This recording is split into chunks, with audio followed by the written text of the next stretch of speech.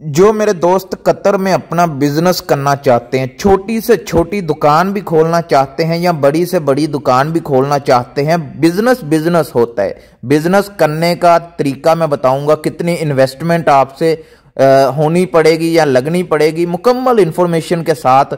कौन कौन से लाइसेंस लेने हैं, कहां से लेने हैं, कैसे अप्लाई करना है, और दुकान खोलने के लिए या बिजनेस करने के लिए किन बातों का ख्याल रखना चाहिए, एवरीथिंग आज की वीडियो में आपको बताया जाएगा। तो वीडियो आपने पूरी देखनी है। बिस्मिल्लाहिर्रहमानिर्रहीम, अस्सलामु अलैकुम। उम्मीद है आप सब लोग ठीक होंगे। वीडियो शुरू करने से पहले वीडियो को लाइक कीजिएगा, चैनल को सब्सक्राइब कीजिएगा।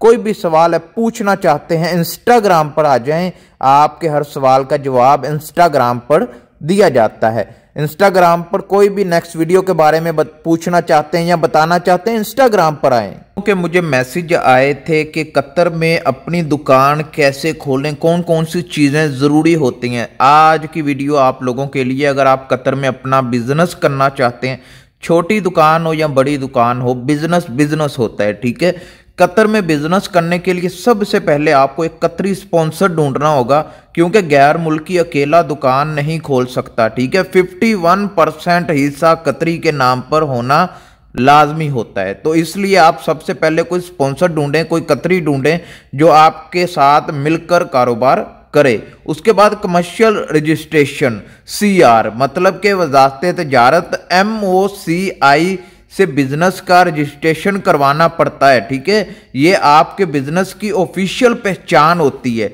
अगर आप बोलेंगे MOCI से कैसे रजिस्ट्रेशन करवानी है, तो मैं नेक्स्ट वीडियो करके आपको बता दूंगा कि नेक्स्ट वीडियो में हम डिटेल से बताएंगे कि कैसे रजिस्ट्रेशन करनी है आपने MOCI से, ठीक है। उसके बाद ट्रेड लाइसेंस, ये भी बहुत ज़रूरी होता है, ठीक है। आपने ट्रेड लाइसेंस लेना होता है ताकि आप दुकान चलाना कानूनी हो, कोई ऐसा जुर्म ना हो, ठीक है। ये भी कैसे लेना है लाइसेंस, अगर आप मुझे मैसेज कर देंगे, कमेंट कर देंगे, तो नेक्स्ट वीडियो में हम आपके लिए लेकर आएंगे।